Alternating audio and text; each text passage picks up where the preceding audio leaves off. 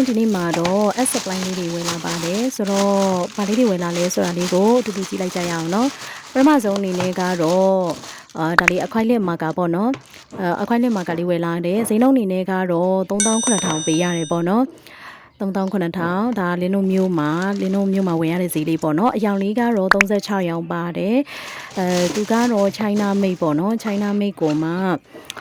36ခုဆိုတော့မစိုးဘူးပေါ့နော်ဈေးလေးလဲ39,000ဆိုတော့ဒါလည်းအတွက်ကမစိုးဘူးလို့ထင်နေပေါ့နော်ဆိုတော့ဒါ36ရောင်ပြည့်မပြည့်ပေါ့နော်လင်းရီကြည့်ထားလိုက်တယ်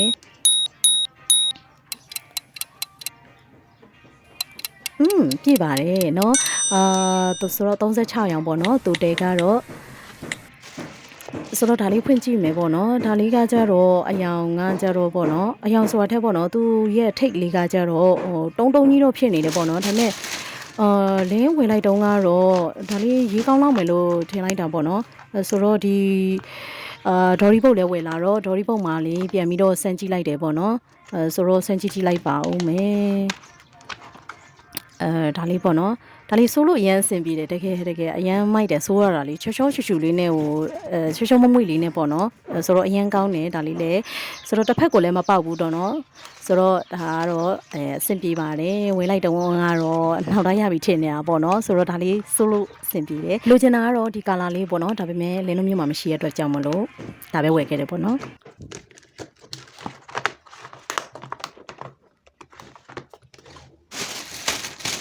နောက်တစ်ခုအနေနဲ့ပေါ့နော်နောက်တစ်ခုကတော့ဒါလေးပါဒါလေးကကြတော့နင်းပေါ့နော်ပုံဆွဲတဲ့ခါကျရင်အနုစိတ်ရှင်တဲ့ခါလေးမှာသုံးချင်လို့ပေါ့နော်ဝယ်လာခဲ့တာနောက်တစ်ခုကကြတော့ကာလာအနုလေးရယ်နောက်တစ်ခုဒီကကြတော့ပန် white ကာလာလေးပေါ့နော် white ကာလာလေးပါဆိုတော့ဒါလေးကတော့12,000ပေးရတယ်ဒါလေးတွေကတော့ကာလာအနုလေးတွေပါဒါလေးတွေကိုကာလာအနုလေးတွေဖြစ်တဲ့အတွက်ကြောင့်မလို့လင်းဝယ်ချင်လို့ပေါ့နော်ဒါလေးရချင်လို့ဝယ်လာခဲ့လိုက်တာပါစာရီကတော့ဘာလို့ရေးထားလဲတော့မသိဘူးပေါ့နော်နောက်တစ်ခုကတော့လင်းဒါလေးဖောက်ပြကြည့်မယ်ပေါ့နော်ဒါလေးဖောက်ကြည့်မယ်ဒါလေးကာလာအနုတွေပေါ့နော်လင်းဒီထဲမှာတော့ကာလာခြေပြထားတဲ့ဟာတော့မပါလိုက်ဘူးပေါ့နော်ဘာလို့မေ့သွားလဲတော့မသိဘူးပေါ့နော်ဒါအဓိကတော့ emoji လုပ်ပြခြင်းလို့ပဲဖြစ်မှန်တယ်ဒါလေးလင်းကာလာဆိုပြဖို့မေ့သွားတယ်ပေါ့နော်နောက်တစ်ခါတော့ဒါလေးကတော့ white လေးပါဒါလေးကကျတော့ white ကကျတော့သူက1500ပဲပေးရတယ်ဒီနောက်တစ်ခုဒီပန်ကကျတော့လင်းခဏပြောခဲ့သလိုပဲပေါ့နော်အနုစိတ်တွေဆွဲခြင်းတဲ့ခါကျလို့ရှိရင်ဆွဲခြင်းတဲ့အတွက်ကြောင့်မလို့ဒါလေးဝယ်လာခဲ့လိုက်တာပါဈေးနှုန်းအနေနဲ့ဆိုလို့ရှိရင်ကတော့သူကတော့2000ခွဲပေးရတယ်ပေါ့နော်အထဲထဲမှာတော့သူကတော့9ချောင်းပါတယ်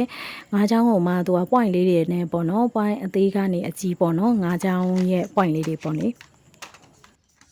အလေးကိုလည်းလင်းတို့အတူတူ unbox လုပ်ကြမယ်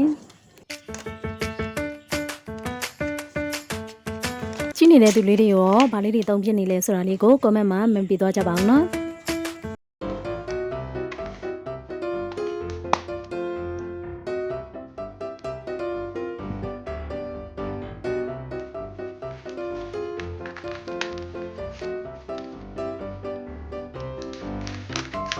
ဆိုတော့လင်းတို့အတူတူဒါလေးကိုစမ်းကြည့်ကြမယ်အဆင်ပြေရလားဆိုတာလေးကိုပေါ့နော်သူကတော့ရချင်တာကတော့ဆာကူရာတစ်စိမ့်နဲ့ရချင်တာပေါ့နော်ဆိုတော့ရတဲ့ဟာပဲဝယ်လာခဲ့လိုက်တယ်ဆိုတော့စမ်းကြည့်ကြမယ်ပေါ့နော်ဘယ်လိုလေးလဲစမ်းကြည့်ရလားဆိုတာလေးကိုစမ်းကြည့်မယ်ဆိုတော့ပထမဆုံးအယောင်ကတော့လင်းစမ်းကြည့်တဲ့အယောင်ကကြတော့point အနေနဲ့ဆိုလို့ရှိရင်လင်းပထမဆုံးဒီ 0.1 လေးကိုစမ်းထားတယ်ပေါ့နော်အမှန်တော့ဒီမှာလင်းမကြည့်ပြီးတော့ 0.5 ဆိုပြီးတော့ရေးမိလိုက်တယ်ပေါ့နော်နောက် point တစ်ခုကတော့ 0.2 နောက်တစ်ခုကတော့ 0.3 ပေါ့နော်နောက်တစ်ခါကျတော့ 0.5 ပေါ့နော်ဒါလေးကတော့ 0.5 အမှန်ပဲပေါ့နော်နောက်တစ်ခုကတော့နောက်ဆုံးတစ်ခုအနေနဲ့ကတော့ 0.05 ပါဒါလေးသုံးလို့အရင်စင်နေပြည်တယ်ပေါ့နော်လင်းတို့အသေးစိတ်ချင်တဲ့သူတွေအတွက်ကတော့ဒါလေးအရင်စင်ပြည်တယ်ပေါ့နော်ရေးရတာလည်းလုံးဝအနုစိတ်လို့ရမယ်လို့အလင်းထင်တယ်ပေါ့နော်ဒါလေးကတော့ဒီပန်9ချောင်းကိုထည့်ထားတယ်ဒီကောကက်လေးပေါ့နော်ဒီလိုလေးထည့်ထားတော့ဒီပန်လေးတွေကိုပြင်ပြီးတင်ရတဲ့ခါကျလို့ရှိရင်အဆင်ပြေတာပေါ့လေဒီသူ့ဘက်ကဘူးအပြင်ဘက်ကဘူးကတော့တန်နဲ့လှုပ်ထားတယ်လင်းတို့ပုံမှန်ဒီကျန်းသုံးကမာဘူးတွေလိုပဲပေါ့နော်ဒီတန်နဲ့လှုပ်ထားတာပါဆိုတော့လင်းဒါလေးတွေပြန်ထည့်လိုက်အောင်မယ်နော်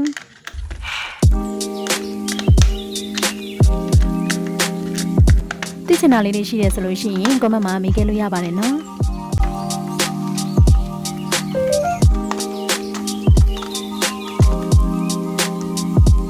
ီယိုလေးကိုလိုက်ပါကြည့်ရှုပေးကြတဲ့ရောက်တော့ကျေးဇူးများကြီးတင်ပါတယ်နောက်ဆုံးမှာလင်းပုံလေးတွေပြထားတဲ့အတွက်ကြောင့်မလို့ဆက်လက်ကြည့်ရှုပေးပါအောင်နော်